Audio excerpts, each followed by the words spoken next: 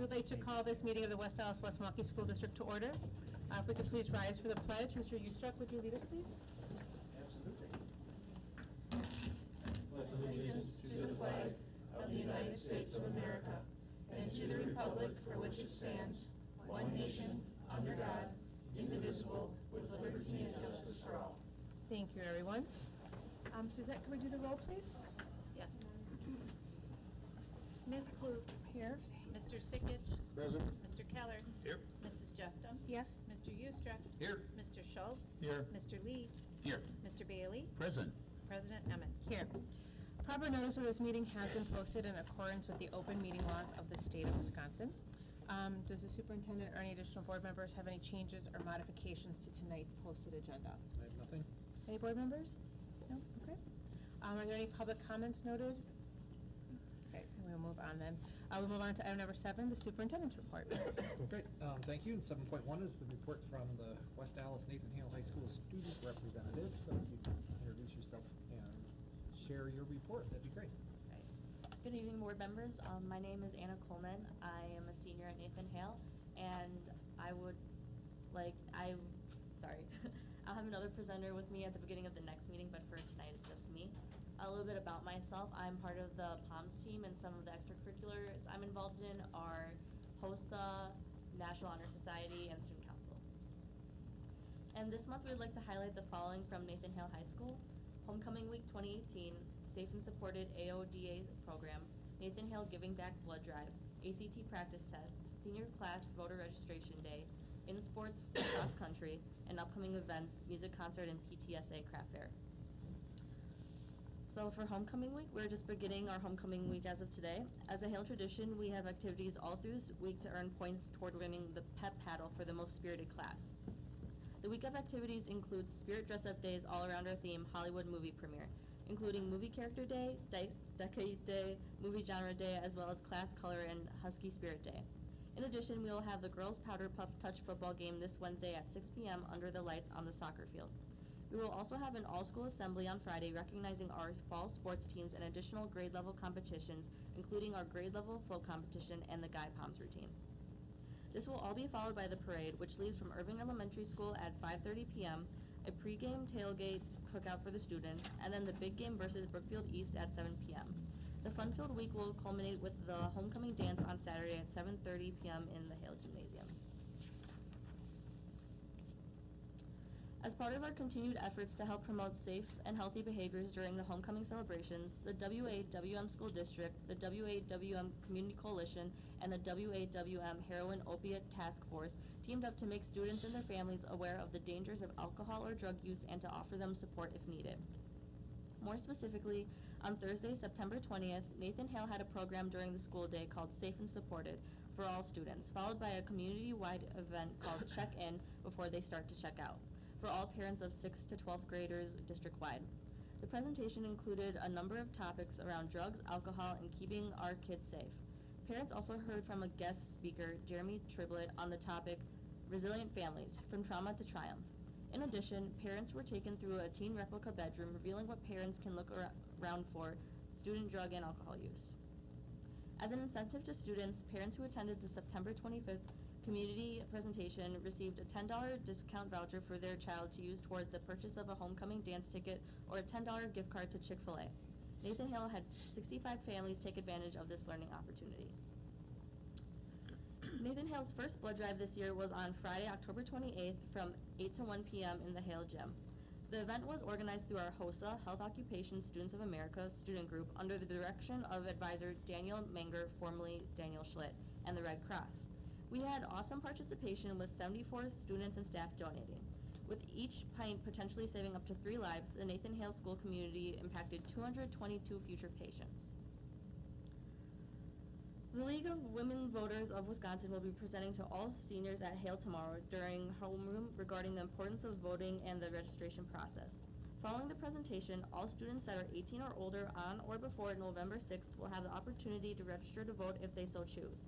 As a district and a community, we feel that voting is an essential civic responsibility. Being registered to vote is one step in demonstrating that our students are college, career, and life ready. This will be a great learning opportunity for all students. In preparation for the official statewide ACT test being administered to all juniors this year on February 20th and 21st as part of the State Accountability Measures and School Report Card, Nathan Hale held its annual ACT practice test day last week on Tuesday, October 2nd in our main gym for our 320 juniors. It was a great learning opportunity for all, and we are proud to share that 301 of our students were in attendance taking advantage of this learning experience. That is 94% attendance for a practice test. This shows an overwhelming commitment by our students to doing well and be prepared for the February assessment. The test will now be corrected and distributed back to the individual students to be reviewed and discussed in their core classes to increase their readiness for the official test day. Research finds that 57% of students that take the ACT test a second time go up and score 1 to 2 points just by familiarizing themselves with the process and questions. In support of this, the first opportunity to all our juniors was provided through this practice test in a less intense environment to maximize their future results. In sports, Hale Cross Country has had a great season, highlighted by a 7th place finish out of 42 teams at the Lourdes Invitational. Sophomore Josh Truchon has run the fastest 5K by a sophomore in school history, running 16:04.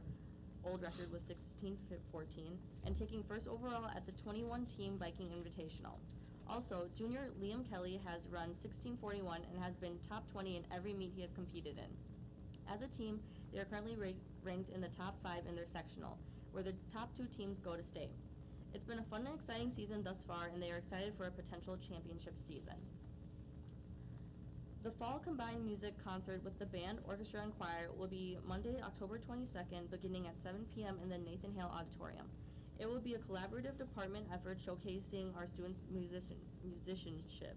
Also, on the same evening prior to the concert, the Friends of Music parent organization is hosting a spaghetti dinner in the Hale cafeteria, catered by Capri Italian Restaurant. The cost is just $10.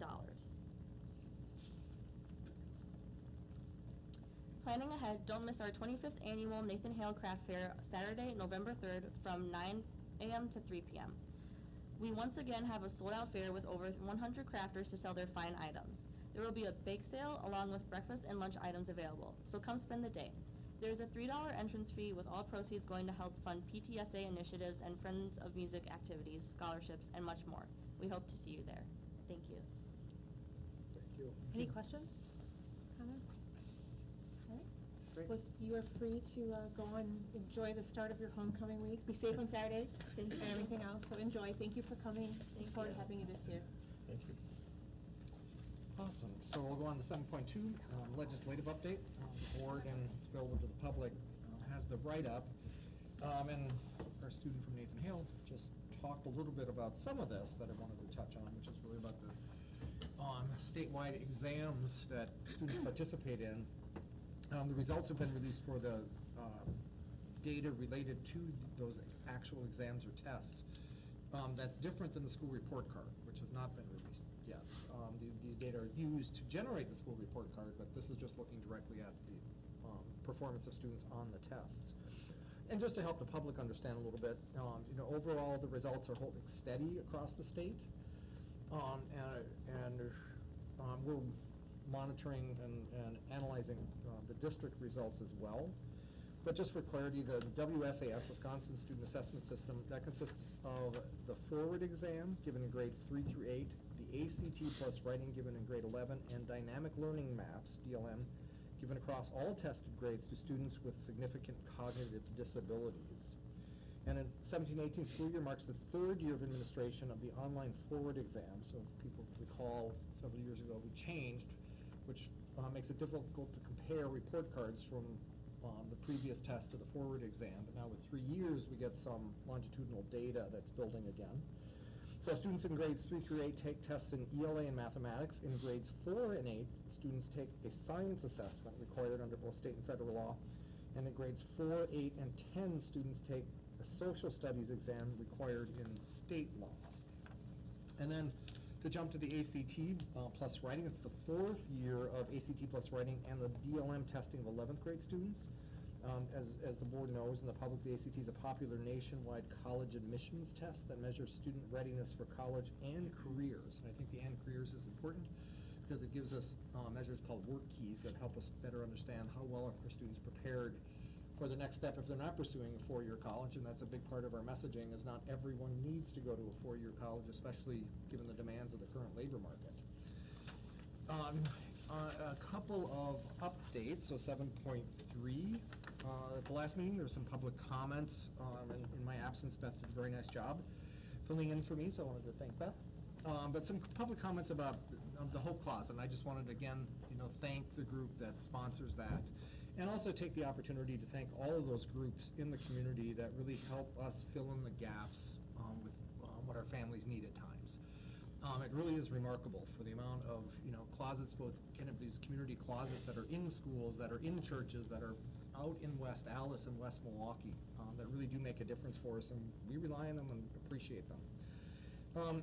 Deidre and I are out visiting schools, as we do in the fall. So this is different than the opening of the school year, where I just run from school to school to school to school for about 3 days. These are more intentional visits. So every school for a staff meeting, and we're really engaging around several things. One is, again, to reinforce the deeper learning vision and that expectation through the strategic plan. Some really quick updates on what the focuses are in the strategic plan for this year. And then what we're really working on is being intentional while gathering some feedback. And there are 3 new questions in the employee engagement survey around two-way communication. So we're also using this as an opportunity to engage directly with staff. We're gathering feedback around what's a great success at your school, what are some challenges you're experiencing, who's somebody you want to recognize, and then to make sure that we have always 10 minutes, and these are pretty quick. These are about 20, 25 minutes, but we take about 10 minutes just to do open Q&A. And that's something we just haven't quite fit in the last couple times we've been out in schools. And that's always positive and fun. And they asked some great questions, and one came up today about, Noel, you'll appreciate this. When is spring break, and when are we going to see the calendar? So I was like, oh, it's time to start working on that again, then, apparently.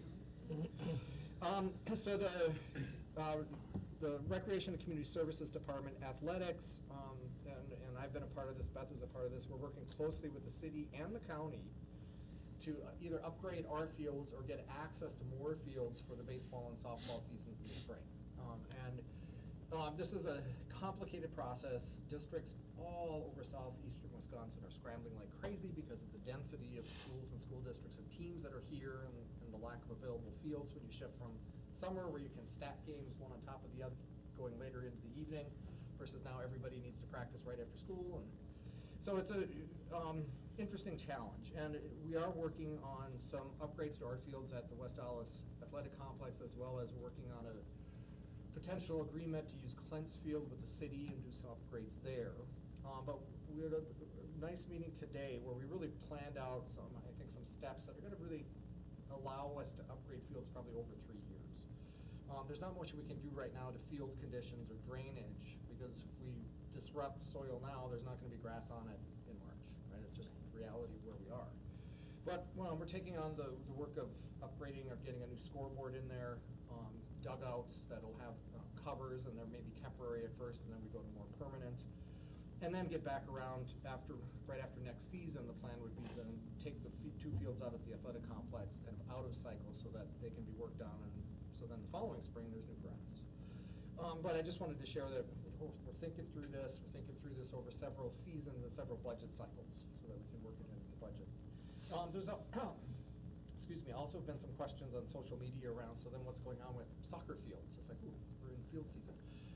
So that really relates to when the Little League would have the opportunity to expand at Reservoir Park, which is where currently there are soccer fields that are used by recreation.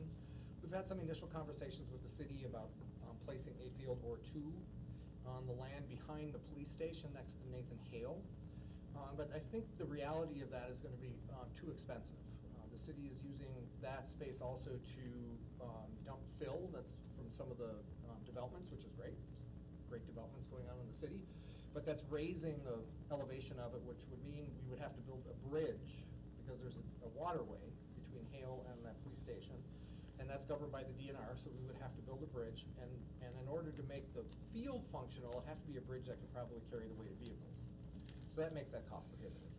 So we're looking at other opportunities. I mean, we have land on a number of elementary schools that maybe could hold a soccer field. So we're looking at some of those options, and there'll be more news on that to come. We had a good community meeting recently regarding the new rec center, and we leafleted the neighborhood with about 150 door hangers and got the predictable 12 people. But it's important to have those conversations, and I appreciate the board members that came, and we did get some good good feedback in writing that'll now go into the design process. It's looking more like what the designers are recommending is that we reuse the current building with an addition on it.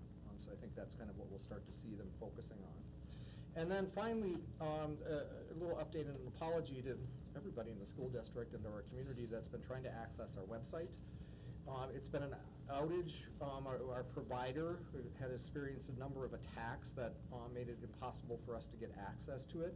There's been no compromised data anywhere. We don't have access to student information or personnel records through our public website, so there's no concern there. But I do know it's been frustrating. I've gotten so used to using the tools that are kind of embedded in our website that even I've been forgetting these days, and I'm like, darn it, it's still not up. So we apologize for that, and we're working with our provider to get that corrected, and we're expecting this to be back up and running tomorrow morning. So I just wanted to share that as well. And then lastly, some district recognitions. And again, we've changed this. These are reports that come directly from the schools. So there's quite a bit this evening. So Spanish teacher Bridget Gaboy Helfenstein, helping to lead the travel study group of students that will visit Ecuador in July, secured 4 tickets to the Monday Night Football game, Packers versus 49ers, from an anonymous donor. The tickets were sold at the buy now price of $1,000 to Interact Travel, which is the agency they are using, and that donation will help defray the cost of the trip. So I think that's kind of a cool thing, and we thank Bridget for taking those extra steps to help kids participate. Hale's PBI Student of the Month is senior Maggie Marsikowski. Sorry if I... I would say Kiewitz. Marsikowitz? Cool. Thank you. That's what it looks like. And the PBI's Teacher of the Month is art teacher Michelle Flater. Senior Sean Borick has been selected as a semifinalist, and senior Erica Kester has been selected as commended student in the 2019 National Merit Program. Sean is one of approximately 16,000 highest scoring students entrants nationally. That's the top 1%, and Erica is one of approximately 50,000, and that's the top 3%. At James Dodke High School, science teacher Joe Frey received a $100 grant through MEMIC to purchase deeper learning classroom supplies through Quill. And Mr. Tegtmeyer and 14 members of his service learning and leadership group, which are students, held his first blood drive on October 4th. And over the years, Dotke has hosted 28 blood drives with collections said to have helped save over 2,300 lives. At Shared Journeys on Wednesday, October 17th, at 4:30, a ribbon cutting ceremony will be held at the new location at 1505 South 76th Street. At Lane Intermediate School, FJH Findorf and Son donated an eye wash station, pencils, tape measures, and screwdrivers for the new fabrication lab, and it's something they've been adding there as part of their deeper learning work to build out a fab lab. And West Allis Heating and Air Conditioning, and Lane donated $1,000 to offset the cost of the 7th and 8th grade trip to Washington, D.C. West Milwaukee Intermediate School 8th grade balanced literacy teacher Wendy Lewis worked with the PTSA to coordinate a color run. Over 130 students participated, and $3,124 was raised for future events at West. At Pershing Elementary School, 3rd grade teacher Deb Groth obtained a grant in the amount of $920 from Discovery World. 4th grade teacher Stacy Ripman received a grant in the amount of $950 from Junior Achievement. These grants will allow students to attend field trips related to deeper learning at no cost to their families. At Walker Elementary School, 4K, 5K teacher Amanda Barber was recognized as Donors Choose Grant Writing Ambassador. Counselor Christy Bronwell and 4th and 5th grade teacher Patty Keisler competed the Start With Hello, designed by the Sandy Hook Promise Foundation to help engage students and build positive relationships. At Wilson Elementary School, 1st grade teachers Miranda Pierce and Mackenzie Nowitzki and their students raised money to purchase 2 free little libraries. They also held a book drive to stock them. One library is located inside the school for students to use. The other is located outside the building for neighbors to use. And at the Student Services Department, Deeper Learning coach Alyssa Johnson has participated in a collaborative problem-solving program by child psychologist Ross Green. Her work will help supports students affected by trauma at Horace Mann Elementary School. And it's a Leadership and Learning Department reading and EL coordinator, Diane Lazarizes, conducted numerous book studies and professional development sessions designed to support student-centered coaching work. She's working with school-based teams and principals to ensure the coaching is done with fidelity. And from the Wisconsin Department of Public Instruction, it is National School Lunch Week from October 15th through October 19th, 2018. So we thank all the folks that help provide lunch for our students each day during the year. And that concludes the superintendent's report. All right, we'll move on to item number 8, the board president's report, a review of the board calendar. Tonight is Monday, October 8th, regular Board of Education meeting, and immediately following will be a closed session meeting. On Monday, October 15th, starting at 6 p.m., we'll have a board workshop, board development retreat with Drew Howick from Howick Associates. On Monday, October 22nd at 6 p.m., it's a regular Board of Education meeting, including the final budget and tax levy. And following that, we'll have a college and career readiness workshop on ALEX.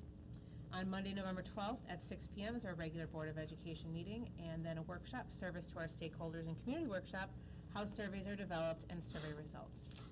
Do any board members have any community events to add or comment? Quiet week, we all get ready for Halloween and everything else. All right, then we'll move on to item number 9, the consent agenda. Item 9.1 is the approval of minutes from the September 24th, 2018 regular Board of Education meeting. Item 9.2 is the employment summary, and item 9.3 are the supplementary contracts. Do we have a motion? Move to approve. Second. It's been moved and approved and seconded. Any additional comments or questions? If not, all those in favor say aye. Aye. Opposed? All right, that passes. Then we'll move on to item 10, our action item for the evening. 10.1, the school board policy services proposal. Neola. Excuse me, so I'll start this one and then Beth can join me for details. So the board's aware that we have, one of the challenges that we've been trying to address is just getting caught up with policy, so that policy is as much as possible up to date. And that we have some systems and processes to maintain that.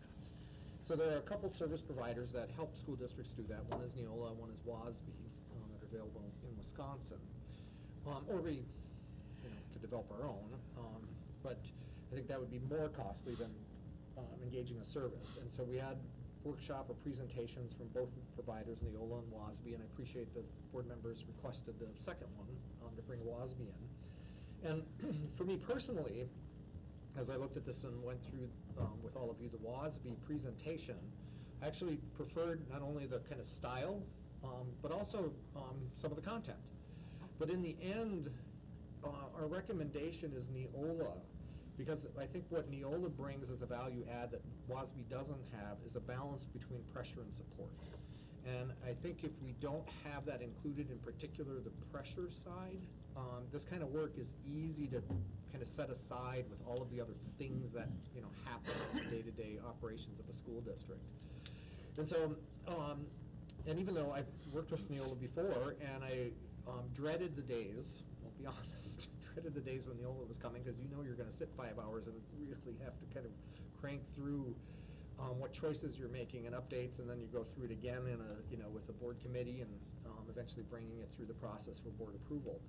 But that process did force a little tiny district that I was in, force us to maintain kind of a focus on policy several times a year, so we felt, and I think the board felt more confident that we were caught up. So that's really the kind of where the recommendation has landed, and Beth, if you want to add any details about that, but we're happy to bring this forward for your consideration. No. I just had a question. I know this is just selecting one, but is there any idea if we're looking at package A or package B, if we were thinking that the 5 days would be sufficient for getting ours done, or if we wanted the additional 5 days? Is there any idea about that, I guess? So we were recommending package A, correct? Yes, at this time, package A. And is that something once we pick we can't change? Well, I would imagine if we're going to spend more money with them, we'll be able to change it. Yeah. They did mention that it could be. And I think it's just let us get started with this, learn a little bit with them and interact, and then I think we may, if we need to come back to the board and say, well, it's going to take more than that, or we're getting it right. Even, even WASB long-term, it was mainly to get this project situated and all our policies online. Then perhaps there's a way to use the management tool of WASB for the long-term. That's what I've heard some other districts have done too. But we wouldn't make the decision for the more expensive package until we got through the initial review of and revising of all our policies. But it seems like the ongoing fees are actually cheaper with Neola than with WASB, so I think if we're gonna go with Neola initially to get everything up to date, it would make most sense to stay with it unless those prices change, which obviously they could, but, okay, that was my question, thank you. What other questions do we have? If nothing else, we'd be looking for a motion. I'll move that. Second? Okay, been moved and seconded. Any additional comments or questions? Not all those in favor say aye. Aye. Opposed? All right. Look forward to getting started on that. Signature from you.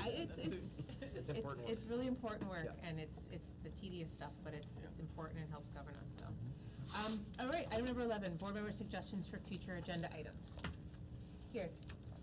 First, I want to reiterate one I brought up a couple months ago about the process and tools used to create surveys, public surveys for the district. I haven't heard back on where that might come up. I just announced it. It's on the agenda for. Oh, I'm sorry. Yep, it's okay. Missed it, spaced out. Just did it. Yep. Okay. I do have one more I'd like for the future is a presentation and discussion on the contract and services provided by West Interactive Services Corporation.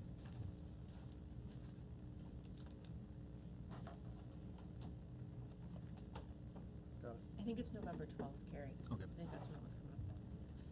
Spaced out. Anything else? Okay. We are going to take a quick 5-minute break then to get ready for our executive session, so we'll be at recess.